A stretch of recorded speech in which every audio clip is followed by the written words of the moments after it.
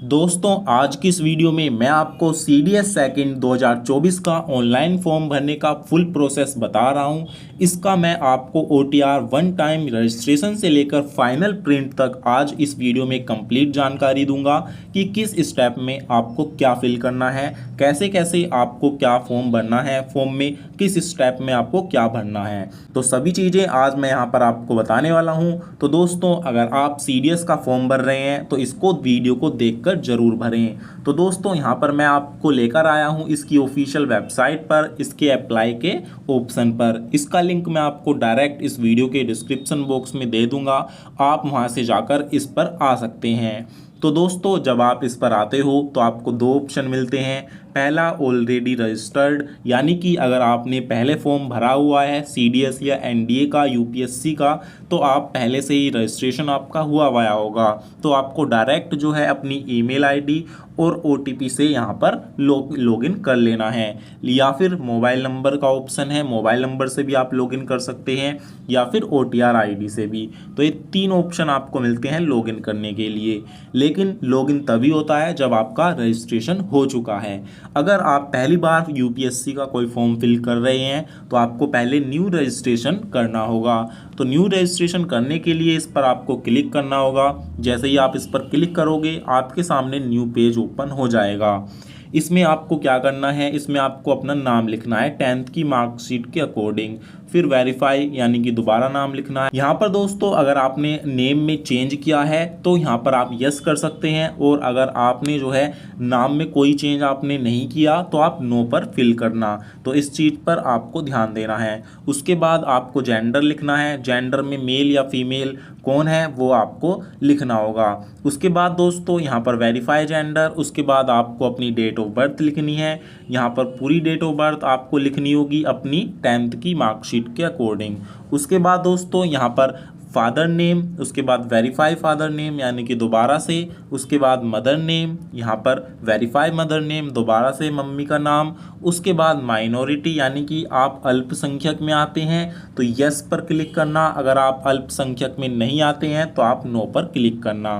तो इस तरीके से आप इस यहाँ पर ध्यान देना है। उसके बाद आपको अपना मोबाइल नंबर, उसके बाद दूसरा मोबाइल नंबर अल्टरनेट आपकी फैमिली में किसी का होगा, उसके बाद आपको अपनी ईमेल आईडी, उसके बाद अल्टरनेट यानी कि दूसरी मेल आईडी आपको डालनी है। दो दो यहाँ पर आपसे मांगी गई है ताकि आपकी एक खो जाए तो दूसरी से आप यहाँ पर लॉगिन कर सकें। इस चीज़ पर यहाँ पर इन्होंने फोकस किया है। उसके बाद 10th की जो मार्कशीट है यहाँ पर उसका रोल नंबर। उसके बाद आपसे सिक्योरिटी क्वेश्चन पूछे हैं। सिक्योरिटी क्वेश्चन तब होते हैं जब आप अपना पासवर्ड, लॉगिन आईडी सब भूल जाते हैं तो आपसे जो है सिक्योरिटी क्वेश्चन पूछता है। तो इस चीज़ का आपको ध्यान रखना है। सिक्योरिटी क्वेश्चन कोई भी सेलेक्ट कर लेना है, जैसे आपका फेवरेट सब्जेक्ट क्या है उस सब्जेक्ट का यहाँ पर आप नाम लिख सकते हैं। तो इस तरीके से यहाँ पर दो क्वेश्चन आपसे चूज करवाएगा, उसका आंसर आपको ऐसा लिखना है जो आप कभी नहीं भूलते। उसके बाद कैप्चा कोड डाल के सबमिट पर क्लिक कर देना। तो इस तरीके से दोस्तों आपका यहाँ पर सीडीएस और यूपीएससी एनडीए का क्या हो जाएगा, रजिस्ट्रेशन हो जाएगा। तो रजिस्ट्रेशन होने के बाद दोस्तों आपको लॉगिन पर क्लिक करना है। जब आप यहाँ पर लॉगिन पर क्लिक करोगे तो आपको यहाँ पर अपनी ईमेल आईडी और यहाँ पर ओटीपी को डाल देना है ईमेल आईडी पर जो आएगा, या फिर मोबाइल नंबर से जो है आप अपना लॉगिन कर लेना, कैप्चा कोड डालकर लॉगिन पर क्लिक कर लेना। तो जैसे ही आप यहाँ पर लॉगिन पर क्लिक करोगे तो आपके सामने नया पेज ओपन हो जाएगा। यहाँ पर कुछ इंस्ट्रक्शंस दिए हुए हैं ऑनलाइन फॉर्म को भरने के लिए, तो इनको आप रीड करना चाहें तो कर सकते हैं। उसके बाद दोस्तों यहाँ पर आपको सबसे ऊपर लेटेस्ट नोटिफिकेशन का यहाँ पर आपको ऑप्शन मिलेगा, यहाँ पर आपको क्लिक कर देना है।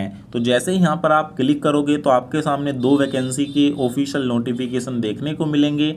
एक सबसे ऊपर देखने को मिलेगा नेशनल डिफेंस एकेडमी एनडीए, दूसरा यहाँ पर मिलेगा सीडीएस। तो एनडीए का फॉर्म कैसे फिल करना है मैंने आपको बता दिया था, आज मैं आपको सीडीएस बता रहा हूँ। तो ये है 2024 का वैकेंसी, 24 के नोटिफिकेशन के बारे में। 24 का सीडीएस का सेकंड वैकेंसी है ये, और इसके जो नोटिस आया है ये 15 मई को आया है। 15 मई से यहाँ पर आपके फॉर्म स्टार्ट हो चुके हैं, और 4 जून यहाँ पर इन्होंने बता रखा है, 4 जून शाम 6 बजे तक ही आप इसके फॉर्म को अप्लाई कर सकते हैं।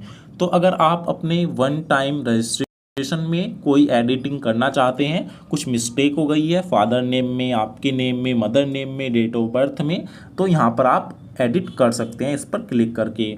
लेकिन अगर आपको एडिट नहीं करना है, सही है, तो आपको आगे यहाँ पर फॉर्म फिल करना है। यहाँ पर क्लिक करके आप आगे का फॉर्म अप्लाई कर दीजिएगा।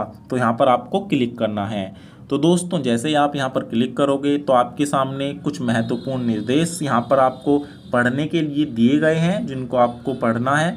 तो यहाँ पर आप यस पर क्लिक कर दीजिएगा कि हाँ ये मैंने सब रीड कर दिए हैं। तो जैसे ही यस पर क्लिक करोगे आपके सामने जो है दोस्तों यहाँ पर ये खुल जाएगा, पेज ओपन हो जाएगा। इसमें यहाँ पर आपको क्या करना है दोस्तों, यहाँ पर आपको सबसे पहले अपनी नेशनैलिटी लिखनी है। आपकी क्या नेशनैलिटी है, तो यहाँ पर आपको इंडियन करना होगा। तो यहाँ पर इंडियन करने के बाद आपका मैरिटल स्टेटस क्या है, तो यहाँ पर आपको अनमैरिड करना होगा। उसके बाद कम्युनिटी, किस कम्युनिटी से हैं आप, ईडब्ल्यूएस से हैं, जनरल से हैं या फिर ओबीसी से हैं। तो ईडब्ल्यूएस या जनरल से हैं तो आपके सामने कोई ऑप्शन नहीं आएगा। लेकिन अगर आप ओबीसी या एससी एसटी से हैं तो यहाँ पर आपके सामने कुछ ऑप्शन आएंगे। ऑप्शन में आपको क्या करना है, आपका जो यहाँ पर एससी कास्ट का सर्टिफिकेट है उसका नंबर आपको यहाँ पर देना है। उसके बाद उसको किसने जारी किया है उसको यहाँ पर आपको सेलेक्ट करना है। डिस्ट्रिक्ट मजिस्ट्रेट ने किया है या फिर आपका किसी पटवारी ने किया है, इस तरीके से यहाँ पर होते हैं ऑप्शन। तो यहाँ पर आपको सेलेक्ट करना है। डेजिग्नेशन, किसने यहाँ पर आपका जो है ये अप्लाई किया है, मतलब जारी किया है। डिस्ट्रिक्ट मजिस्ट्रेट ने, एडिशनल डिस्ट्रिक्ट मजिस्ट्रेट ने, कलेक्टर ने, डिप्यूटी कलेक्टर ने, इस तरीके से यहाँ पर आप देख सकते हैं बहुत सारे ऑप्शंस हैं। तो या फिर तहसीलदार ने किया है तो उसके सर्टिफिकेट के एससी जो सर्टिफिकेट होगा आपका कास्ट सर्टिफिकेट, उसके ऊपर ही लिखा हुआ होगा कि किसने जारी किया है। वहाँ पर आप देखकर यहाँ पर सेलेक्ट कर लेना। उसके बाद दोस्तों यहाँ पर आपका जो है किस स्टेट से ये इशू हुआ है उस स्टेट का नाम आपको सेलेक्ट कर लेना है। तो यहाँ पर आप देख सकते हैं सभी स्टेट के नाम आ जाएंगे। तो जिस भी स्टेट से इशू हुआ है उसका यहाँ पर स्टेट लिखना है और जो है यहाँ पर आपको डेट लिखनी है, जो सर्टिफिकेट है वो आपका कब इशू हुआ है। उसके बाद दोस्तों यहाँ पर आपका जो है फीस जो है वो माफ़ है आपकी, यानी कि आप एससी एसटी या फिर फीमेल कैंडिडेट हैं तो आपको यस कर यहाँ पर आपका आ जाएगा। यहाँ पर आपको कुछ नहीं करना। तो ये तो पहले ही फिल है क्योंकि एससी यहाँ पर मैंने चूज़ किया है। तो एससी एसटी और गर्ल्स के लिए कोई भी यहाँ पर फीस नहीं है। उसके बाद दोस्तों यहाँ पर आपको एड्रेस लिखना है। एड्रेस जो भी आपका रहेगा उसको आपको फिल कर देना है। यहाँ पर लाइन 1, लाइन 2 और लाइन 3 लाइन में आप एड्रेस अपना फिल कर सकते हैं। उसके बाद दोस्तों यहाँ पर आपको अपना स्टेट सेलेक्ट करना है, अपना डिस्ट्रिक्ट किस ज़िले से हैं, उसके बाद आपका पिन कोड क्या है और उसके बाद जो है आपका नंबर क्या है। यहाँ पर आपको जो है जैसे 91 इंडिया का होता है, 91 करने के बाद यहाँ पर आपको अपना नंबर डालना होगा। उसके बाद आपको कंटिन्यू पर क्लिक करना होगा। तो यहाँ पर इस तरीके से अपना फॉर्म फिल करना है। तो दोस्तों जैसे ही आप क्लिक करोगे कंटिन्यू पर, उसके बाद आपके सामने नया पेज ओपन हो जाएगा। नया पेज ओपन होने के बाद यहाँ पर आपको फ़ोटो पहचान पत्र देना है। यहाँ पर सेलेक्ट करना है जो है आइडेंटिफाई आप क्या देना चाहते हैं। आप अगर आपके पास आधार कार्ड है उसको आप देना चाहते हैं, उसका सभी चीज़ें करना चाहते हैं, इस पर क्लिक करना। ड्राइविंग लाइसेंस है तो उस पर, पैन कार्ड आप डिटेल देना चाहते हैं तो उस पर क्लिक करना। तो यहाँ पर काफ़ी सारी चीज़ें दे रखी हैं। तो यहाँ पर मैं आधार कार्ड को क्लिक करता हूँ। उसके बाद दोस्तों यहाँ पर है provide consent of Aadhaar number. यहाँ पर आपको सेलेक्ट करना है कि क्या आप अपना आधार नंबर जो है वो देना चाहते हैं या फिर नहीं। तो मैं यहाँ पर यस पर क्लिक करूँगा। तो यहाँ पर जो है आपको आईडी, यहाँ पर आधार नंबर आपको देना है, फ़ोटो पहचान पत्र संख्या। तो यहाँ पर आपको फ़ोटो पहचान पत्र संख्या यानी कि अपना आधार कार्ड नंबर आपको लिखना पड़ेगा।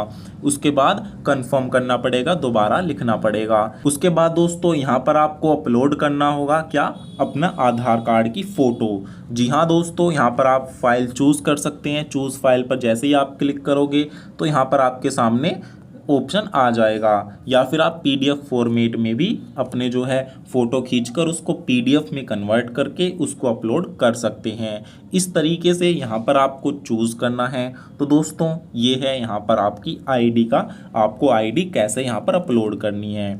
उसके बाद दोस्तों यहाँ पर आपको जो है कुछ चीज़ें यहाँ पर बताई गई हैं। क्या आपके पास DCGA द्वारा जारी वैध एवं वाणिज्य पायलट लाइसेंस है?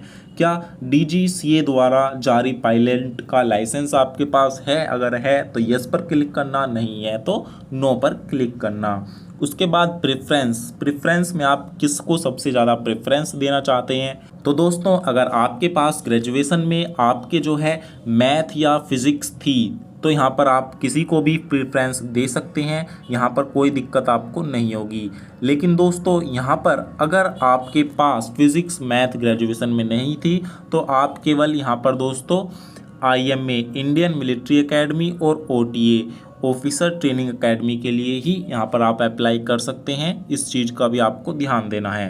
तो यहाँ पर दोस्तों आप जिसको भी प्रेफरेंस देना चाहते हैं उस पे नंबर 1 लिख लीजिएगा और जिसको आप सेकंड नंबर पर प्रेफरेंस देना चाहते हैं उस पर नंबर 2 लिखिएगा। तो इस तरीके से यहाँ पर आप प्रेफरेंस दे सकते हैं। तो इस चीज़ का भी आपको ध्यान रखना होगा। तो ऐसे आपको प्रेफरेंस देनी है। तो यहाँ पर नीचे की तरफ क्या है, क्या आपके पास NCC का C सर्टिफिकेट है? तो यहाँ पर आपको अगर है तो यस पर क्लिक करना है, नहीं है तो यहाँ पर नो पर। सॉरी, यहाँ पर अगर आपका है तो किसका है, आर्मी, नेवी या एयरफोर्स? अगर नहीं है तो नॉन पर ही क्लिक रहने देना है। तो हमारे पास नहीं है तो हम नॉन पर क्लिक करेंगे।